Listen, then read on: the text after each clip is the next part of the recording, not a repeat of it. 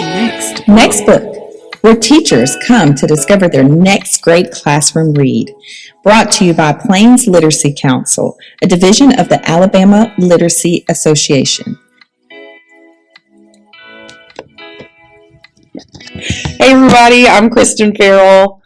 I'm Michelle Hope. And I'm Betty Whedon. All right, and this is the first episode of Next Book. This episode is going to focus on that first day, week, month of school with your students.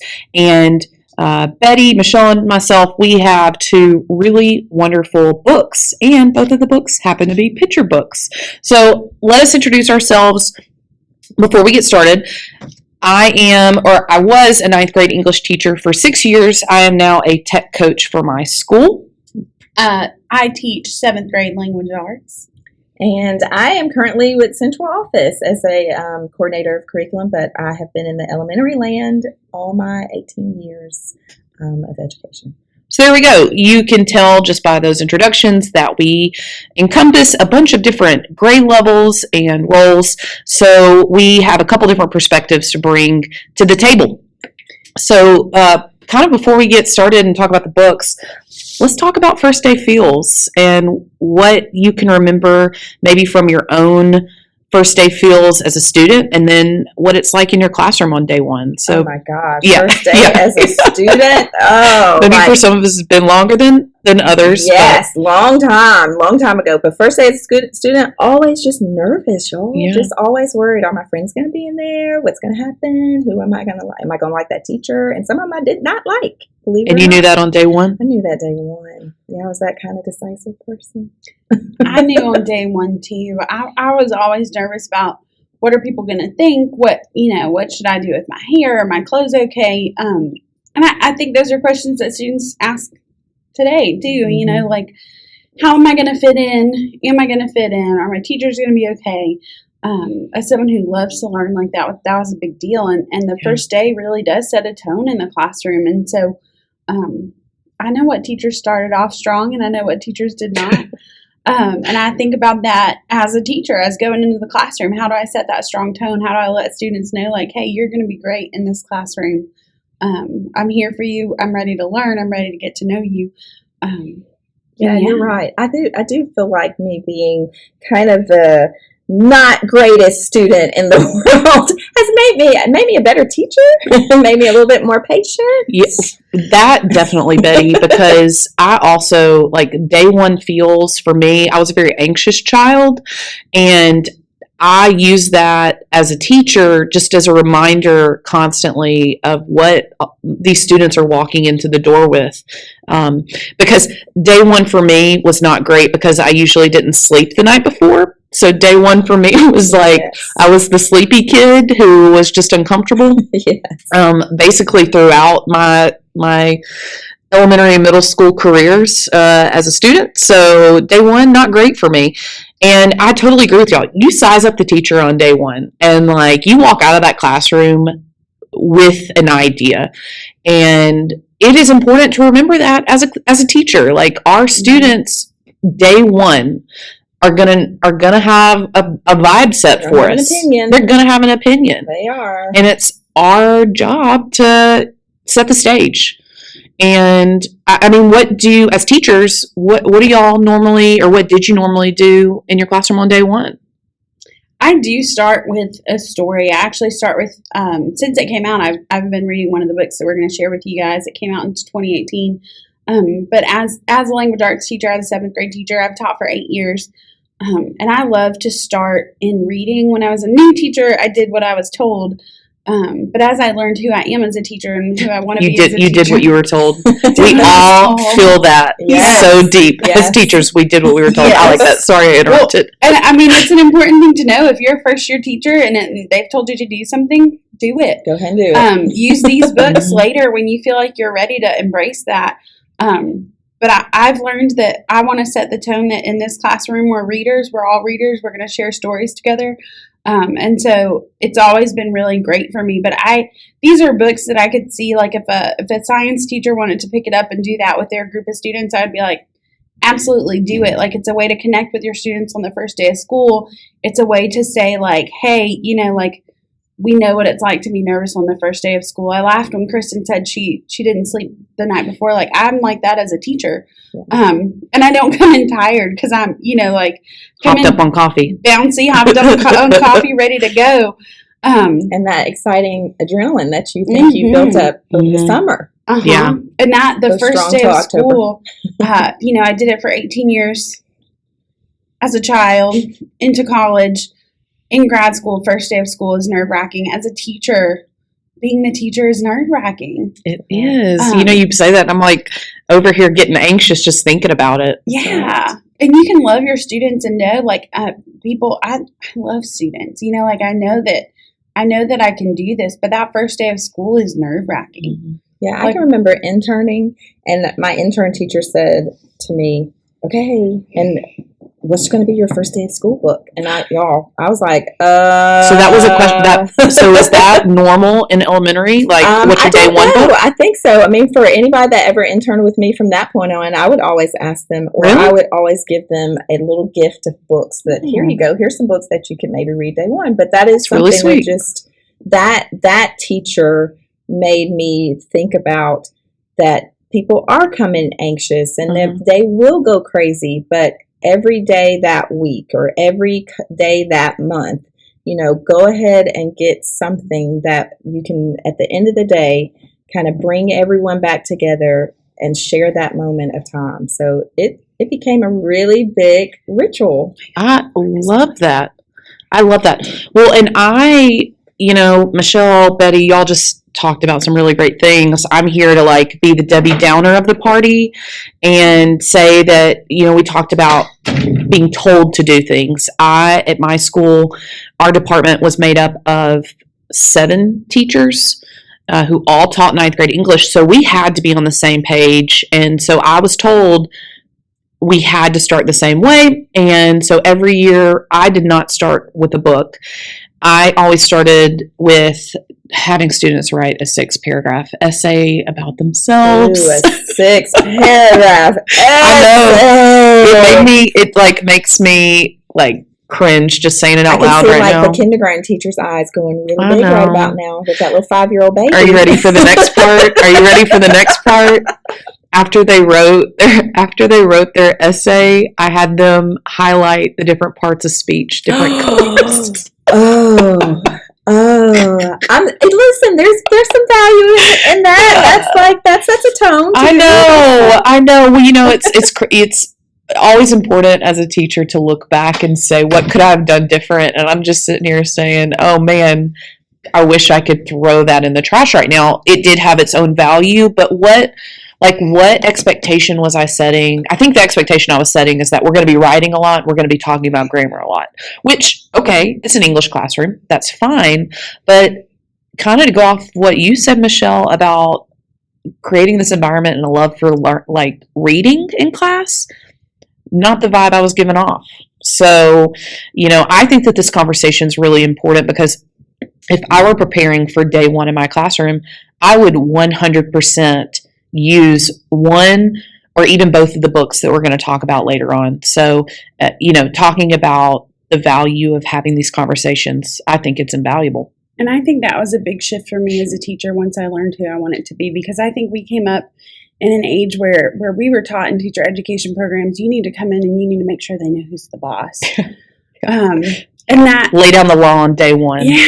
That's one, which is still, I think, important. Environment. And I think expectations should be high, but I think the way you go about it doesn't have to be the way we were taught to go about it. Right. You learn more, you do better, Yeah. And so that's what this is. Okay. So I did have, what's funny is the 2 books that we're going to talk about, they are not necessarily the 2 books that I would start with when I was teaching eons ago, had my own classroom of teaching. I actually started with some other books. So I'm kind of excited about these books because there are newer things. As people start writing more books, we can maybe continue to hold on to some of our stories. I know Michelle once was saying okay, you might have your best and most amazing first day of school book, but then maybe this is something that you could incorporate in that first month of school. And these are 2 books that we believe that you should reach out. So do y'all want to talk about the first one, the Day You Begin. Absolutely. The Day You Begin is by Jacqueline Woodson. And like Betty said, I believe if you have a great first day book and that's how you do things, then keep doing things that way. And consider using these later on. The Day You Begin is about a little girl who is coming to first day of elementary school, and she has all those nerves, those fears about meeting people, about how they're going to treat her, about how she's going to feel. And the book goes through such a wide range of experiences that can cause students to be uncomfortable. We've got a teacher struggling to pronounce a name. We've got a teacher asking where students have gone for the summer, and the main character hasn't gone anywhere. We've got students sitting down to lunch and looking at a student who's brought rice and kimchi and saying, "Ew, what is that? That smells weird." So all of those first day feelings, like, am I going to get picked for the team? Am I going to do these things? And what's really neat about this book, it's called The Day You Begin, and the point of the book, we will spoil it, it's a picture book, and we want you to know what you're getting into, but the day you begin is the day you start to connect with others. And so the book becomes very much about, we are all different, but we have these things in common. Like my little sister has the same name as your little sister, and things like that. And so it's a really neat book, especially for establishing a classroom community, because it is about finding what you have in common instead of what's different. And that's just kind of who Jacqueline Woodson is as an author. Yeah. She does a lot of books that are not just picture books, although she has some great picture books too. She does. I mean, I didn't realize she had so many. Just coming from the ninth grade realm, I've used Brown Girl Dreaming, her novel in verse, in my classroom, and so I do have some experience with her. But this picture book, kind of like what Michelle said, creating this classroom culture of acceptance and figuring out that everybody does have something in common.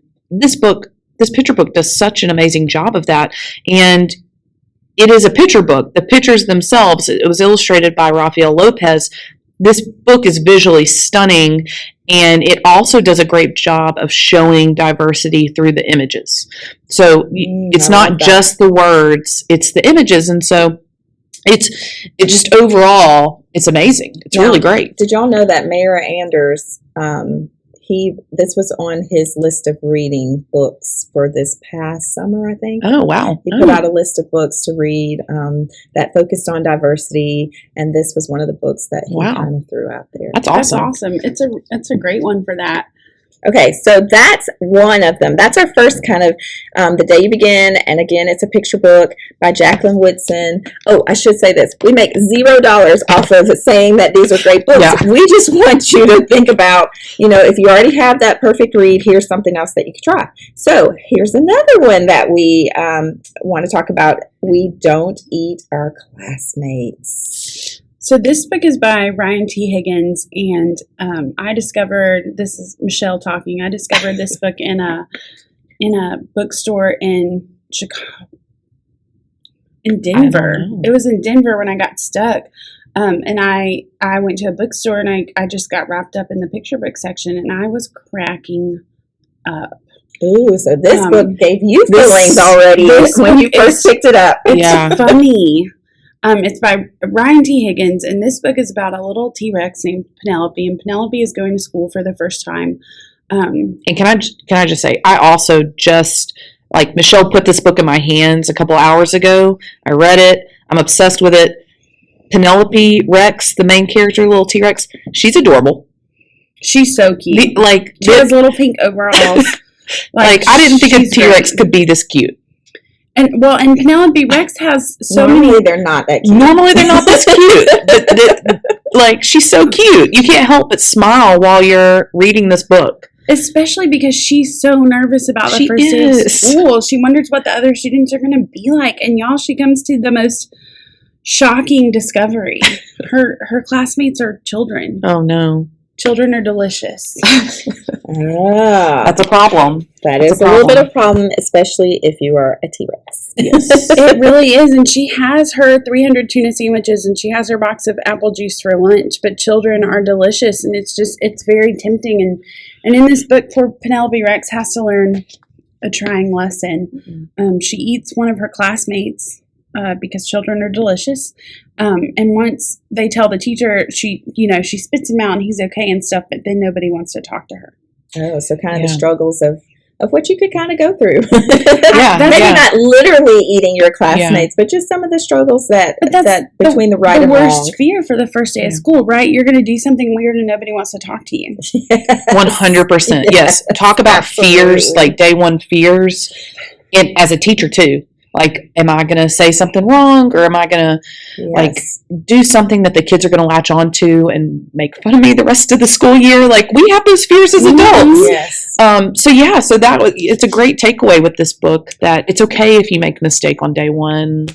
Well, and this is one it's important to tell your students, no matter the age that you're reading this book, tell them to look at the illustrations, because Penelope really tries hard to reconnect with the children and to play with them. In art class, she draws a picture that she thinks is great, and it's a baby T-Rex eating a child. Come on, Penelope. At recess, she's at the bottom of the slide, ready to catch their friend in her mouth. And so Penelope just keeps making these choices that are hard, and so finally, like, nobody else is talking to her, and she says, "I guess I have to be friends with the goldfish. His name is Walter."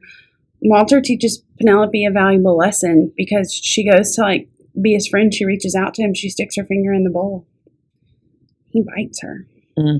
She gets a little taste of her own medicine. She does. She finds out what it's like to be eaten. She finds out what it's like to be a snack. So I'm almost thinking, too, this would be great for students who maybe don't realize that they are doing something mean. They need some social cues. And they need some social cues, because that's another thing, too. It's not just those kids who are nervous about making friends. It's the kids who, without even realizing it, might be not so nice to the other kids. And so, like, it's just a reminder of some of the things that you do, you need to pay attention, because there are consequences. So, I think that that's a great lesson that comes from this book as well. Yeah. Yeah, and that's what's really powerful about it, is the story doesn't end there. You get to see Penelope deal with those feelings of being eaten, and how that changes how she responds to the other children, and she starts doing better. Like, one of the poor children spills barbecue sauce on himself, and even then Penelope doesn't eat him. It's tough, because she looks at Walter, like, as a reminder of what it's like to be eaten, and Walter is looking right back. Yeah. Because dinosaurs are delicious. Okay, so now we've given you two amazing books that you can, little things you could kind of pull out and do with these books. And I think overall, just the message is, y'all find something good to read to your kids. Take the time to actually just read to them. That's such a great, but like, I think high school teachers need to hear that being said over and over and over again, because I'm going to speak for all of us, it is almost ingrained in us that everything has to have an activity attached to it, a purpose with like 20 objectives attached to it. You know what I'm saying? Because there are so many. But in any classroom, like, why can't we spend 15 minutes just reading a book? Well, and I'll come back to Donald and Miller, Penny Kittle, Book Love, Book Joy. Those things are critical. They're at the heart of it. And I love these activities we're saying. Like, I'm already thinking in my head, if I have 20 minutes, how can I make one of these little activities work? Because that's pretty awesome.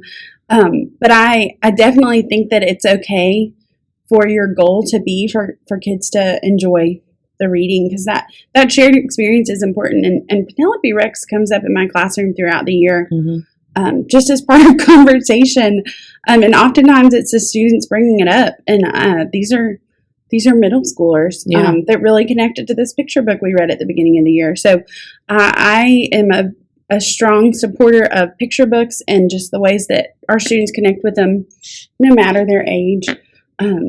And Kristen, I can't remember if you've said this before or during this time, so y'all might be hearing a repeat of this, but the picture book does allow for an entire complete story from beginning to end, versus the we're not saying don't act versus kind of chapter books, but like the picture book is this, complete. You get the entire experience of that character's life in that 20-minute block or 15-minute block, so you can kind of get it through. And K-12, I think, every kid needs that. Every kid needs to have that story kind of out there and laid out, and get an opportunity to experience it. So Yeah, I'm very pro picture book in the higher levels. Like, you think that students would see it as childish, and they might say it out loud. Michelle said that earlier. They might be like, "Oh, we're not small children. Why are you reading this picture book to us?" By the end of it, they're on the edge of their seat and they're so into it. So, I mean, you have 3 teachers here telling you, just spend 10 minutes and read a picture book with your kids. It doesn't matter how old they are. You will be surprised at how much they take away from it, for sure. Oh, yeah. And that I tend to use at least a picture book a month for various reasons in my classroom. And by setting that tone really early in the school year, the students, they look forward to it. Yeah. You start building the trust on Miss Hope's going to bring me books that are good. Yeah. You know? And so I think that's a really powerful thing in the classroom, too, because just that shared experience, that investment, like, they know Penelope Rex, like, that was a great story. We do not eat our classmates. And so that's just powerful too, in building that trust and that bond to be able to recommend books and find more book joy throughout the year. And if we go back to kind of where we started, our first day of school experiences, and as students and as teachers, you know, the truth is we want everybody to come into that classroom. We want to try to start off that we love you. We want you to love school. And sometimes just a really quick, good read can kind of do that for us. Mm-hmm. Thank you for joining us for our very first podcast. Join us again next month as we discuss your next book. Until then, check out our information on our website at plainsliteracycouncil.weebly.com. All right. Thanks for listening. We'll see y'all next time.